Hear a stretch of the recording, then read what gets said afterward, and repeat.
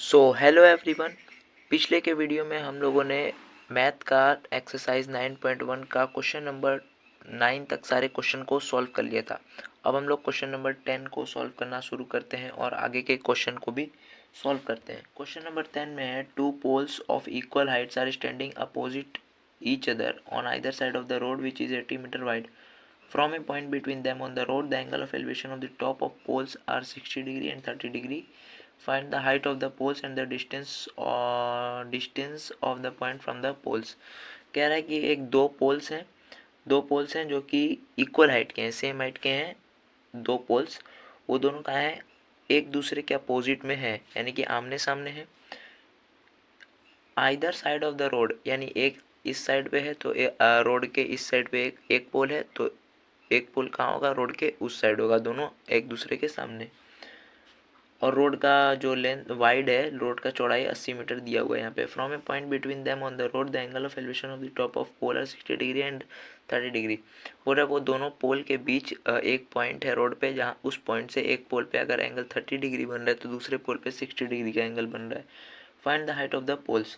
हम लोग को हाइट ऑफ पोल्स फाइंड करना है, उसके साथ ही हम लोग को उस पॉइंट का डिस्टेंस दोनों पोल से फाइंड करना है। तो सबसे पहले इसके लिए हम लोग फिगर बनाएंगे।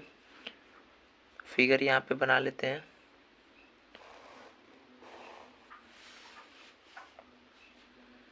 ये लेट कर लेते हैं, दो पोल्स है और ये है रोड अपना।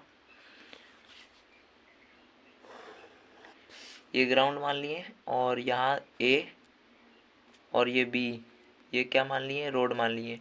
जिसका जो लेंथ है, जिसका हम लोग को जो चौड़ाई दिया हुआ है वो है 80 मीटर, और ये है पूरा ग्राउंड हॉरिजॉन्टल लेवल पे। ये दो पोल्स हमने माना है। इसको मान लेते हैं, इसका जो टॉप है वो पी होगा और इसका जो टॉप है वो होगा क्यू।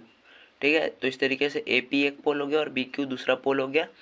ए बी क्या हो गया? रोड का वाइड हो गया, जो कि 80 मीटर है। ठीक, अब बोल रहा है कि इन दोनों के बीच हमें एक ऐसा पॉइंट लेना है जिस पॉइंट से अगर एक पोल के एंगल ऑफ एलिवेशन जो है वो अगर 30 डिग्री बन रहा है तो दूसरे पोल पे कितना बनना चाहिए? 60 डिग्री। तो मान लेते हैं कि वो पॉइंट ये होगा और इसको मान लेते हैं एस। इस पॉइंट को एस मान लिए और ये मान लेते हैं एंगल 30 डिग्री होगा। तो इस पोल पे कितना होगा अकॉर्डिंग टू क्वेश्चन? इस पोल पे कितना हो जाएगा? 60 डिग्री। सो ये एंगल कितना होगा?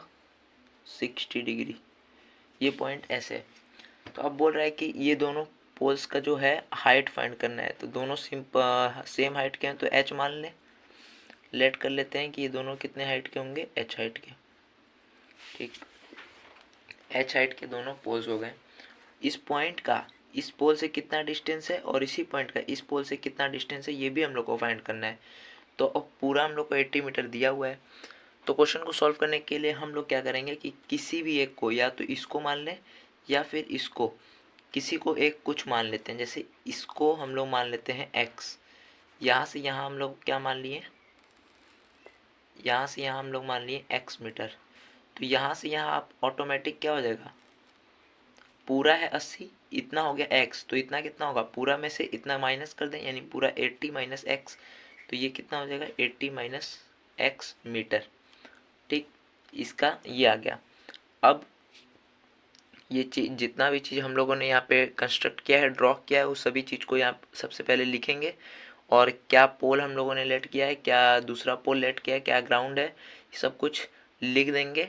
और उसको लिखने के बाद फिर आएंगे क्वेश्चन को सॉल्व करने पे। In triangle B Q S, किसी भी ट्राइंगल को पहले इस ट्राइंगल को भी ले सकते हैं या फिर पहले इस ट्राइंगल को भी ले सकते हैं। तो पहले हम लोग इसको लेते हैं, इस ट्राइंगल को। तो ए एस पी एक राइट ट्राइंगल बन रहा है जिसमें ये एंगल क्या है? 90 डिग्री। सिमिलरली इसमें भी ये क्या है? 90 डिग्री है। ठीक है, तो ये ट्राइंगल लेते हैं ए एस पी, जिसमें ये एंगल 30 डिग्री है। तो टेन 30 डिग्री ले सकते हैं। अब टेन 30 डिग्री ही क्यों लिए? टेन 30 डिग्री हम लोग इसलिए लिए क्योंकि हम लोग को इसमें परपेंडिकुलर चाहिए और बेस अपने को पता है। तो हम लोग ऐसे ट्रिग्नोमेट्री का यूज़ करेंगे जो कि परपेंडिकुलर और बेस का रिलेशन बताए। अब साइन 30 लेंगे तो वो तो हाइपोटेनस का बताएगा, तो हाइपोटेनस को अपने से यहाँ से कोई मतलब है नहीं इस क्वेश्चन में। तो अपने लोग ऐसे लेंगे जिसमें कि परपेंडिकुलर और बेस का रिलेशन बताए। तो क्वेश्चन के हिसाब से देख के करना पड़ता है, जैसा क्वेश्चन बोलता है उस तरीके से हम लोग को यहाँ पे ट्रिग्नोमेट्री जो रेशियो है वो लेना पड़ता है, ट्रिग्नोमेट्री रेशियो को। तो यहाँ पे हम लोग 10-30 ले लिए। क्यों? क्योंकि हम लोग को परपेंडिकुलर और बेस का रिलेशन चाहिए था। और 30 डिग्री क्यों लिए हैं? तो ये एंगल 30 डिग्री, इसलिए 30 डिग्री, यहाँ 10 थीटा 30 डिग्री हो जाएगा। तो थीटा की जगह यहाँ पे 30 डिग्री पुट कर दिए। परपेंडिकुलर क्या है? डायरेक्ट लिख दें h। बेस क्या है? ये x। चूँकि ये ट्रायंगल लिए हैं तो सिर्फ इसका बेस लेंगे तो x, तो डायरेक्ट हो गया x। और 10-30 की वैल्यू क्या होती है? ये सब चीज़ आप लोग को याद होना चाहिए। 1/√3 होती है, ठीक, h/x। तो h बराबर क्या आ जाएगा? ये इधर आएगा और x/√3 मीटर बन जाएगा, ठीक है। इसको इक्वेशन नंबर लेट कर लेते हैं 1 है। अब इस ट्रायंगल में आते हैं, यहाँ पे इन ट्रायंगल BSQ, ठीक है। इसमें कितना है? 60 डिग्री, तो इसको हम लोग मान लें 1060 डिग्री। परपेंडिकुलर क्या है? Same h। बेस क्या है? 80 - x। 1060 की वैल्यू क्या होती है? √3। ये उधर जाएगा, मल्टीप्लाई हो जाएगा, बराबर क्या बचा? h। h बराबर, इसको तोड़ दें अगर, या फिर इसी तरीके से रहने दें। और यहाँ पर h बराबर x/√3 दिया हुआ था, तो पहले इसको लिख लेते हैं। इतना मीटर आया है दूसरे केस में, ठीक है। इसको दूसरा इक्वेशन नंबर 2 मान लेते हैं। अब इस इक्वेशन नंबर 2 में h का जो वैल्यू इक्वेशन नंबर 1 में हमने फाइंड किया था उस चीज़ को यहाँ पे पुट कर देते हैं, ठीक है। इक्वेशन नंबर 1 में जो वैल्यू हम लोगों ने h का फाइंड किया हुआ था उस वैल्यू को इस h की जगह पुट कर देते हैं इक्वेशन नंबर 2 में। तो इस लाइन को यहाँ पे लिख देंगे कि putting the value of h from equation number 1 in equation number 2। तो यहाँ पे अपने को क्या मिलेगा? h इधर है तो ये x/√3 आ जाएगा यहाँ पे h की जगह पे। और सामने क्या बचा? √3 80 - x, ठीक है जी। यहाँ पे देख लेते हैं,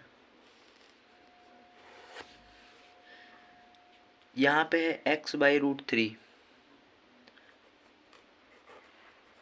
इक्वल क्या है? √3 80 - x। ये चूंकि ब्रैकेट में है तो x बराबर क्या हो जाएगा? ये डिवाइड में तो उधर जाके मल्टीप्लाई हो जाएगा।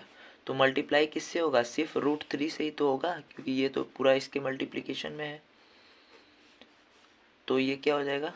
√3 × √3 3 और 80 - x। x बराबर क्या आया? 8 3 जा 24, तो ये हो जाएगा 240 - 3x।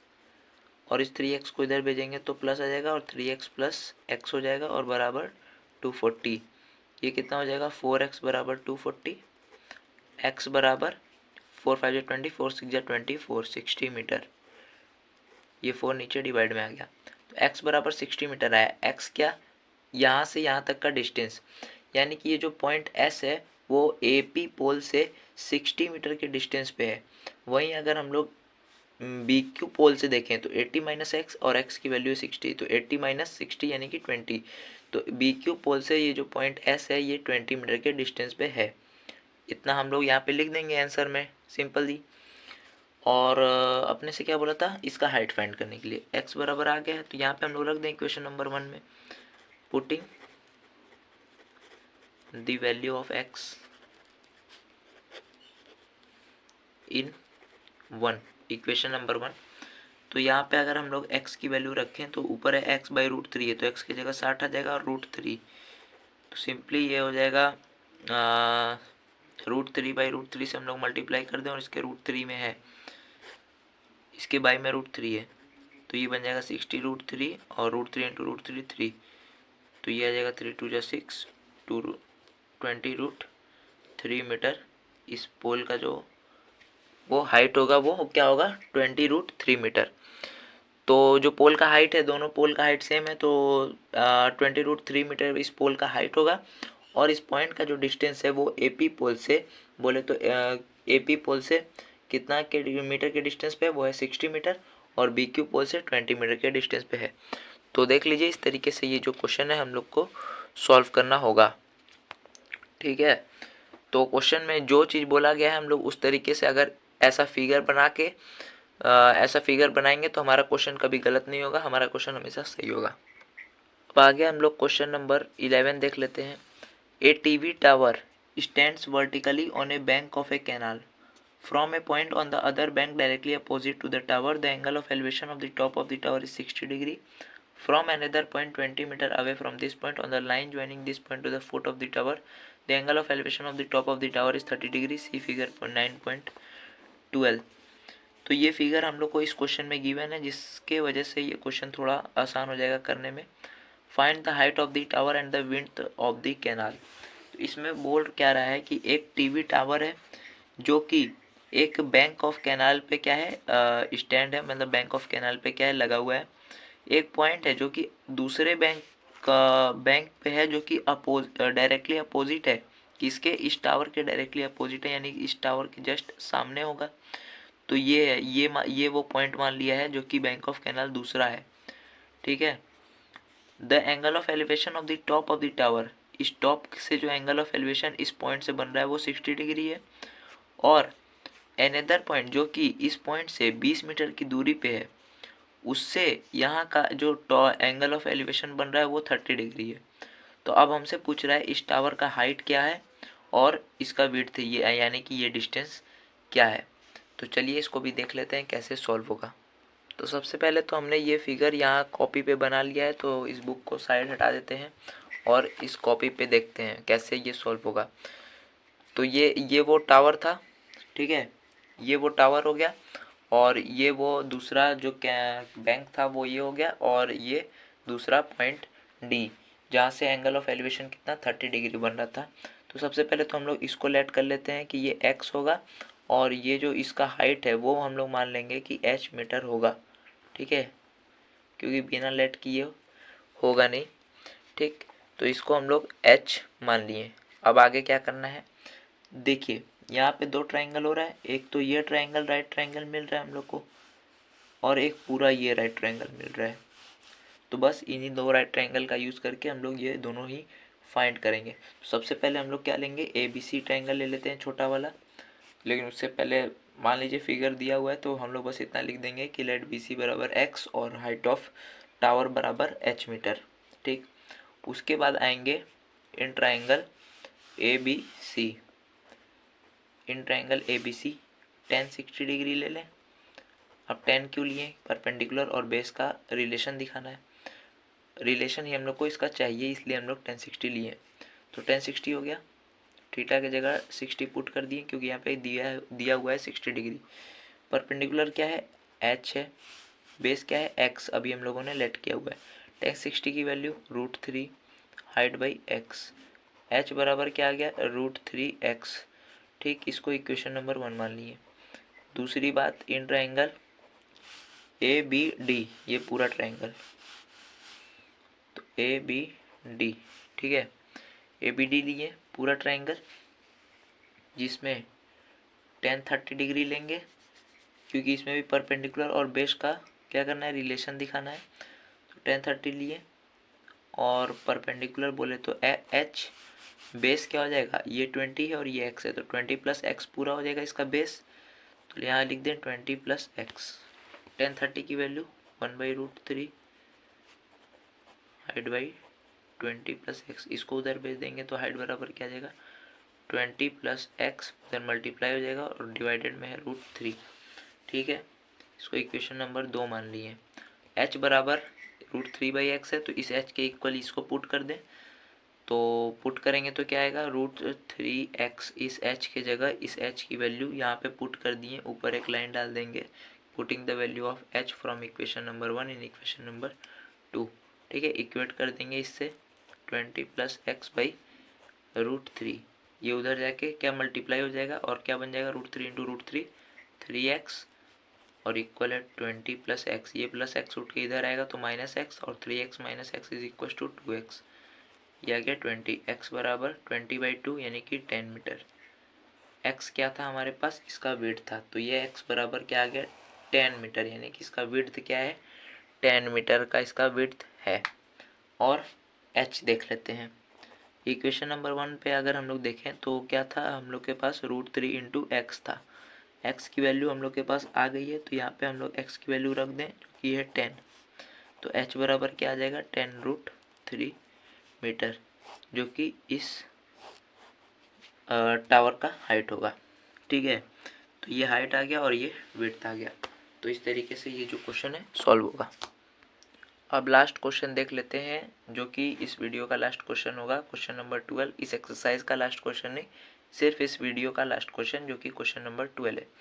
ठीक, find the top of a 7 metre high building, नहीं sorry, from the top of a 7 metre high building the angle of elevation of the top of a cable tower is 60 metre and the angle of depression of its foot is 45 degree. Determine the height of the tower. इस question में क्या कह रहा है कि एक 7 metre high building है। ठीक, उस 7 मीटर हाई बिल्डिंग से जो एंगल ऑफ एलिवेशन बन रहा है कहाँ का, टॉप ऑफ केबल टावर, जो कि उसके अपोजिट में ही होगा तभी बनेगा। तो top of cable tower is 60 degree, यानी कि इसके टॉप से, बिल्डिंग के टॉप से, यहाँ लिखा हुआ है from the top of a 7 metre, तो बिल्डिंग के टॉप से जो केबल टावर के टॉप का जो एंगल ऑफ एलिवेशन बन रहा है वो कितने का बन रहा है 60 डिग्री।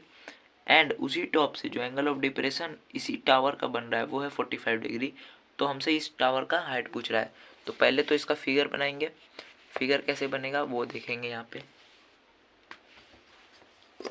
सबसे पहले ये हम लोग बिल्डिंग बनाएंगे यहाँ से,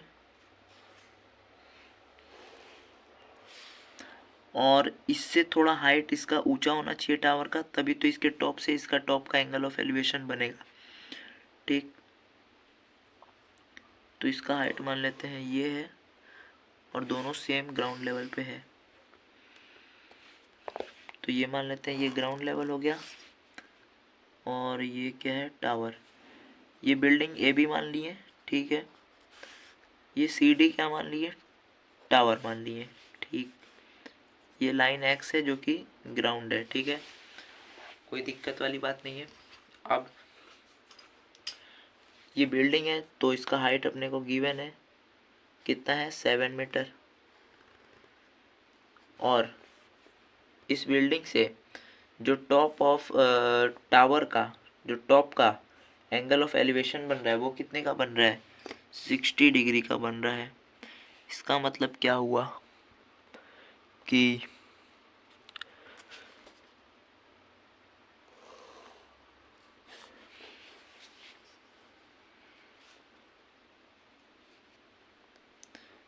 यहाँ से जो एंगल ऑफ एलिवेशन बनेगा, ये एक इमेजिनरी लाइन ड्रॉ कर लेते हैं जिससे कि हम लोग एंगल बना सकें।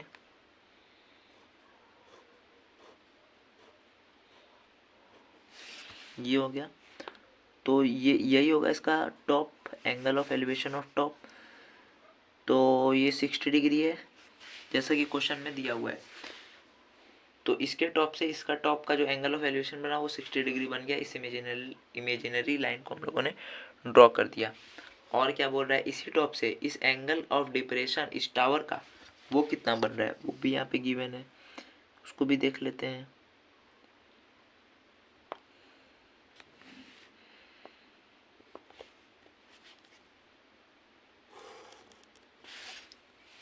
एंगल ऑफ डिप्रेशन का मतलब होता है यहाँ से अगर कोई देख रहा है तो ये एंगल अपने को दिया रहता है एंगल ऑफ डिप्रेशन के रूप में।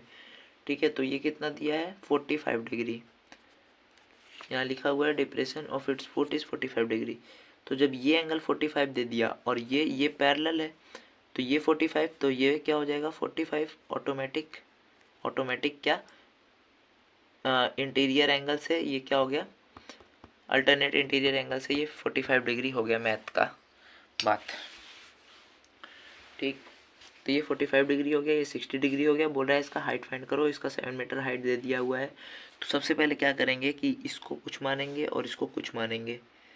इसको मान लेते हैं x, इसको कुछ और इसको कुछ क्यों मान रहे हैं भाई, इसको कुछ और इसको कुछ क्यों मान रहे हैं, क्यों, क्योंकि हमारे पास एक ये राइट ट्रायंगल है तो इसका कुछ परपेंडिकुलर लेना पड़ेगा, और एक ये राइट ट्रायंगल है तो इसका कुछ परपेंडिकुलर लेना पड़ेगा। और एक और बात, अगर हम लोग को यहाँ पे देखें तो ये 7 मीटर दिया हुआ है और ये पैरेलल लाइन है तो ये इसके इक्वल होगा। तो y को अगर हम लोग बोलें तो ये 7 के इक्वल होगा, 7 के इक्वल होगा कि नहीं होगा, अरे बिल्कुल होगा भाई, ये इसके पैरेलल है तो ये इसके इक्वल ही तो होगा। ठीक है, तो ये यहाँ हम लोग 7 लिख सकते हैं। तो ये 7 और ये x, ठीक, कोई दिक्कत वाली बात नहीं है। इस बेस को क्या मान लें, तो इस y को हटा के यहाँ रख दें y मीटर, ये 7 हो गया और ये x हो गया, ये y मीटर हो गया। ठीक है, जितना चीज़ हम लोगों ने यहाँ पे कंस्ट्रक्ट किया वो सबको लिख देंगे। अब इस बुक को हटा लेते हैं, बुक की कोई ज़रूरत है नहीं। ठीक है, ठीक है जी, आगे देखते हैं। देखो ये राइट ट्रायंगल, सबसे पहले इसको लेते हैं। लिखने उखने के बाद क्या करेंगे, इस राइट ट्रायंगल को लेंगे, इन राइट ट्रायंगल ABC, ये वाला राइट ट्रायंगल। क्या करेंगे, परपेंडिकुलर और बेस लेना पड़ेगा भाई, क्योंकि दोनों दिया हुआ है भाई। तो इसी को लेंगे तो क्या हो जाएगा, 45 डिग्री ले लें, क्योंकि यहाँ पे 45 डिग्री दिया हुआ है। परपेंडिकुलर बोले तो 7, बेस बोले तो y। 45 की वैल्यू 1, 45 की वैल्यू 1, 7/y। इस y को उधर भेजेंगे, y into 1 is equal to y, और y बराबर आ गया 7 मीटर। नंबर एक बात बोल दें, इसको बोल सकते हैं जी, जब y बराबर 7 मीटर आ गया, y का मतलब ये इन दोनों के बीच का डिस्टेंस, जब y बराबर 7 मीटर तो इसके बराबर क्या होगा जी, इसके बराबर भी 7 मीटर हम लोग बोल सकते हैं कि नहीं बोल सकते हैं। अरे ये इसके इक्वल ही तो है, ये इसके इक्वल ही तो है, ये पैरेलल है इसके तो इसके इक्वल ही तो है। तो ठीक है, ये 7 मीटर हो गया। ठीक है, अब इस ट्रायंगल को ले लेते हैं, इन ट्रायंगल, इस पॉइंट को कुछ भी मान लेते हैं E, BED ट्रायंगल हुआ। ठीक है, तो अब क्या करें, 60 डिग्री दिया हुआ है, परपेंडिकुलर बेस का रिलेशन देखना है तो tan 60 डिग्री रख दें। परपेंडिकुलर बोले तो x, बेस बोले तो 7, tan 60 √3 x/7, x बराबर क्या आ गया 7√3 मीटर।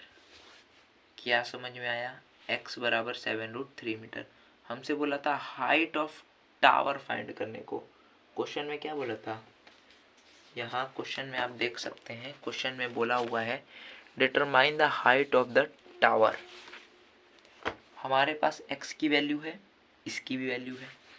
हाइट ऑफ टावर क्या होगा जी, हाइट ऑफ टावर क्या होगा जी, ये x प्लस ये 7 होगा, ये पूरा x प्लस 7 के इक्वल होगा। ठीक है, 7 की वैल्यू 7√3 प्लस ये 7, x की वैल्यू 7√3 प्लस ये 7। अब इसको हम लोग ज़्यादा ऐड तो कर नहीं सकते हैं, और सिंपलेस्ट फॉर्म में लिखें तो 7 दोनों में कॉमन ले लें, बचेगा क्या √3 + 1। इससे ज़्यादा इसको सिंपल फॉर्म में नहीं लिख सकते, तो यहीं पे छोड़ देंगे और ये हो जाएगा इसका आंसर। चाहे तो आप आंसर चेक कर सकते हैं। तो बस आज के वीडियो में इतना ही रहने देते हैं, वीडियो काफ़ी लंबा हो जाता है। तो नेक्स्ट वीडियो में हम लोग आगे के क्वेश्चन को सॉल्व भी करेंगे। तो अगर आपको इन तीनों क्वेश्चन में कोई भी कन्फ्यूज़न होगा तो ज़रूर पूछिएगा कमेंट सेक्शन में, और अगर वीडियो अच्छी लगी हो तो लाइक ज़रूर करिएगा। Thank you.